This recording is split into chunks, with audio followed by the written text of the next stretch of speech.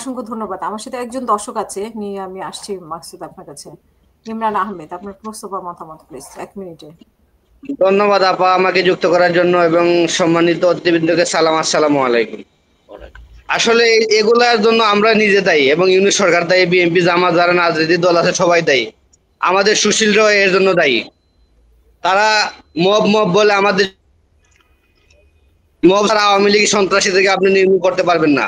এখনো যারা রিপাইল আওয়ামী লীগ বলে ভালো আওয়ামী লীগ দিয়ে রাজনীতি করবেন, আপনারা চিন্তা করেন। আওয়ামী লীগ সন্ত্রাসী দল, ওরা কোনো রাজনৈতিক দল নয়। ওরা যদি চান্স পায় যে কোনো মানুষের আক্রমণ করতে, ওরা মানে কুকুরের মতো আক্রমণ করবে। ওরা তো মানুষ না, ওরা তো সন্ত্রাসী। তাই জি, আপনার মাধ্যমে আমি বাংলাদেশের সকল রাজনীতিবিদদের আহ্বান করব, আপনারা সবাই একমত হয়ে চিরতরে আওয়ামী লীগের রাজনীতি বাংলাদেশ থেকে মুছে দিতে হবে, নাইলে আমাদের শান্তি নাই। ওরা যদি গুইরা দাঁড়ায় আমাদের দেশটা একবারে ধ্বংস করে দিবে। ধন্যবাদ আপনাকে। অসংখ্য ধন্যবাদ আপনাকে আমাদের সাথে যুক্ত হওয়ার জন্য। মাকসুদ ভাই, আপনার কাছে আমার আরেকটি বিষয় জানার কথা। শফিকুল আলম, আসিফ নজরুল, ওনারাও কি ওই যে ইয়ের সাথে প্রোটোকল পেয়েছেন, তাই তো? ওনাদের ভিসাটাও আলাদা ছিল। জি, ওনারা সবাই রাষ্ট্রীয় অতিথি হিসেবে ওনারা এসএসএফ এর সিকিউরিটি নিয়ে চলে গেছে। শফিকুল আলম, আসিফ নজরুল যদি সেই প্রোটোকল পায়, উনি তো বিএনপির একজন মহাসচিব। হ্যাঁ, ওই আমার প্রশ্ন তো ওই জায়গায়, তারপর ওনারা আবু তাহের ভাই, যখন উনি এত সম্মানিত একজন জামাত ইসলামের নেতা, কিন্তু হ্যাঁ, ওনারা পান নাই। এটাই আপা, ধন্যবাদ আপনাকে। আমি আমি সেটাই আমার প্রশ্নটা ওই জায়গায়, এই যে তিনটি রাজনৈতিক দলের শীর্ষস্থানীয় ৬ জন নেতৃবৃন্দ এখানে এসেছেন হ্যাঁ, ওনার সাথে। হ্যাঁ, ৬ জন নেতৃবৃন্দ এখানে এসেছেন, কিন্তু এমবেসি কিংবা বাংলাদেশ সরকার যখন ওনারা বাংলাদেশ থেকে আসছেন, ওনারা ব্যক্তিগত কোনো সফরে এখানে আসেননি। ওনারা এসেছেন রাষ্ট্রীয় সফরে, রাষ্ট্রের প্রধানের সাথে। তাইলে কেন সবচেয়ে বাংলাদেশের সজ্জন একজন রাজনীতিবিদ, বর্ষিয়ান রাজনীতিবিদ, সিনিয়র ব্যক্তিত্ব মির্জা ফখরুল ইসলাম আলমগীর এবং ডক্টর মোহাম্মদ আব্দুল্লাহ মোহাম্মদ তাহের, ওনারা অনেক সিনিয়র নেতৃবৃন্দ, ওনাদেরকে উইদাউট প্রটোকল পাবলিকলি এভাবে এই রাস্তার মধ্যে ছেড়ে দেওয়ার এই সরকারের, অথবা এখানে যারা এমবেসি বা এমবেসির পাশাপাশি এখানে আমি জানি বাংলাদেশের বিভিন্ন এজেন্সির লোক এখানে আছেন, তাহলে ওনারা কেন এই ইনফরমেশন দিতে ব্যর্থ হলেন? আর আমি আরেকটা জিনিস আপনার সাথে এখানে শেয়ার করতে চাই। আমার কাছে একটা মেসেজ আছে, আমি জানি না কতটুকু সত্য মিথ্যা। আমাদের এখানকার কিছু সিনিয়র নেতৃবৃন্দকে নাকি বিশেষ এজেন্সি থেকে মেসেজ দেওয়া হয়েছিল যে ওনারা 4টা 5-এর দিকে বের হবেন, কিন্তু আমাদের ওই নেতৃবৃন্দ কর্মীদেরকে ইনফর্ম করে নাই। কর্মীদেরকে বলছে তোমরা চলে যাও চলে যাও। আমি এক ধারণা করতেছি হয়তো ওই নেতৃবৃন্দরা মনে করেছেন মহাসচিব আসবেন, মহাসচিবের সাথে ফটো সেশন করবেন। আমাদের এই ফটো সেশনের রাজনীতির জন্য আসলে আমরা আমাদের কোনো ইয়েতে যাইতে পারছি না, আমাদের লক্ষ্যে পৌঁছতে পারছি না। আমি এখানে একটা জিনিস অ্যাড করব। আজকে বাংলাদেশে দেখেন জুলাইয়ের যে শক্তি, ফেসিস্ট বিরোধী যে ঐক্যবদ্ধ শক্তি আজকে বিভিন্নভাবে, সেটা আমি জানি না, এটা আমাদের কিছু ইউটিউবার এবং বাংলাদেশের কিছু লোক, এবং আমি মনে করি এখানে হয়তো অন্য কোনো বিদেশি কোনো এজেন্সি এর ভিতরে ঢুকে আজকে আমাদের ভিতরেই একটা দ্বিধা বিভক্ত সৃষ্টি করে দিয়েছেন।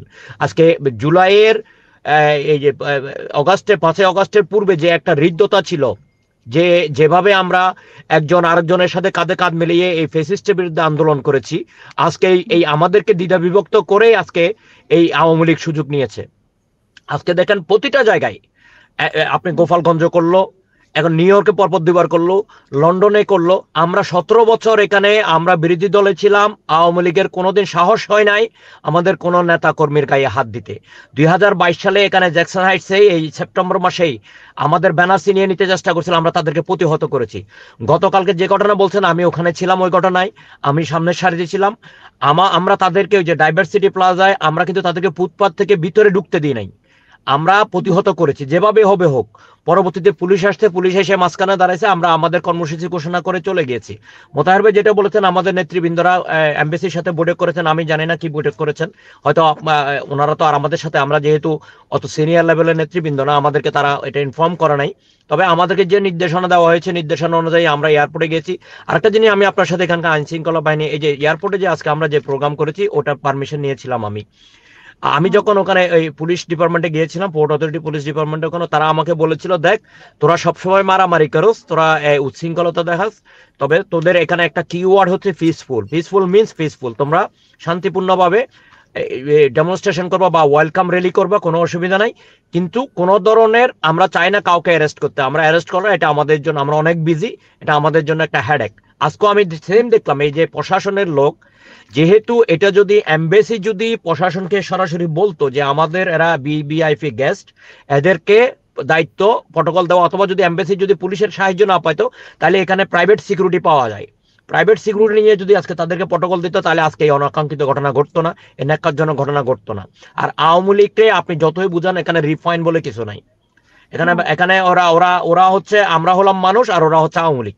এখানে আওয়ামী লীগের সাথে আপনি অন্য কোনো কিছু তুলনা করে পারবেন না, কারণ এদের দুঃসাহস, এরা চুরি করেছে, চোরের মার বড় গলা, এরা সবসময়, আপনি তর্ক তো এদের সাথে পারবেন না, বেয়াদবি তো এদের সাথে পারবেন না। বারবার মানে এই যে দেশের বাইরে বারবার জুলাইয়ের উপর আঘাত আসা, মানে জুলাই বিপ্লবের উপর আঘাত আসা, এটা তো পুরো বাংলাদেশের উপর আঘাত আসা। এবং এই জুলাই বিপ্লবে মানে কি জুলাই বিপ্লবকে ওরা যে সব গালি দিয়েছে, সেটা জুলাই ধরে তো ওরা যে কথাগুলো বলে, তো এগুলো তো মানে খুবই ছোট, মানে ছোট করার মতো অবস্থা। ওইটা তো আওয়ামী লীগ কেয়ার করে না, আওয়ামী লীগ তো দেশ মনে করে না।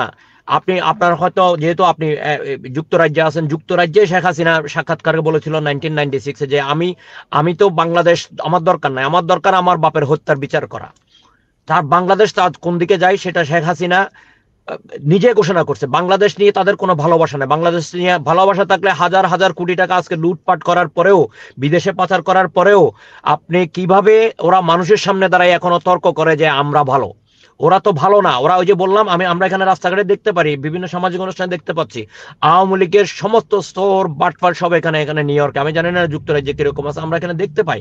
কিন্তু যেহেতু এই দেশে আইনের দেশ, এখানে তাদেরকে ওভাবে সামনাসামনি হয়তো কিছু করা যায় না। আমরা মনে প্রাণে তাদেরকে ঘৃণা করি। আমরা সবসময় তাদেরকে, আমাকে একটা অনুষ্ঠানে, আমার লোকাল একটা অনুষ্ঠানে আমাকে বলছে যে অমুকের সাথে তুমি ভাত খাইতে বসবা না। আমি তো প্রশ্নই আসে না, আমি কোনো সুরের সাথে ভাত খাইতে বসবো না। আমি নামটা বলছি না, এটা আওয়ামী লীগের এক কেন্দ্রীয় নেতা, বাংলাদেশ থেকে এখানে চলে আসছে পলাইয়া, এখন বাসা ভাড়া নিয়ে এখানে থাকে। এরা এখানে কোনো কাজ করো না, কর্ম করো না। উনি যে বাসায় থাকেন, ওই নেতা $2400 ভাড়া, 2 বেডরুমের বাসা, কেমনে উনি এটা এফোর্ড করে? ওনার কি ইনকাম? উনি শুধু আওয়ামী লীগ করেছেন বাংলাদেশ, উনি কোনো মন্ত্রী ছিলেন না, কিছু ছিলেন না। আওয়ামী লীগের কেন্দ্রীয় একটা পজিশন আছে। আমরা এইভাবেই আজকে, আমি মনে করি আমার সর্বশেষ কথা যেটা হচ্ছে জুলাইয়ের যে শক্তি, এই শক্তি ঐক্যবদ্ধ থাকার কোনো বিকল্প নাই। আজকে যে ষড়যন্ত্র আমাদের ভিতরে বিএনপি জামাত ইসলামের ভিতরে ঢুকে দিয়েছেন, দীর্ঘদিন জামাত ইসলাম বিএনপির সাথে আন্দোলন করেছে, আজকে দেখেন এনসিপির সাথে বিএনপির সাথে জামাতের সাথে একটা দ্বিধা বিভক্ত সৃষ্টি করে মাঝখানে পড়ে আওয়ামী লীগ এবং তাদের দোসররা সুযোগ নিচ্ছে। আমি মনে করি গণতন্ত্রের জন্য বাংলাদেশে একটি নির্বাচন খুবই জরুরি। গণতান্ত্রিক সরকার না আসলে এই সমস্ত, এই এখন যা হচ্ছে, আপনি এমবেসি বলেন কিংবা কনসুলেট বলেন কিংবা সরকারি এজেন্সিস বলেন, এগুলোকে কন্ট্রোল করা খুবই দুরূহ হয়ে যাবে। অসংখ্য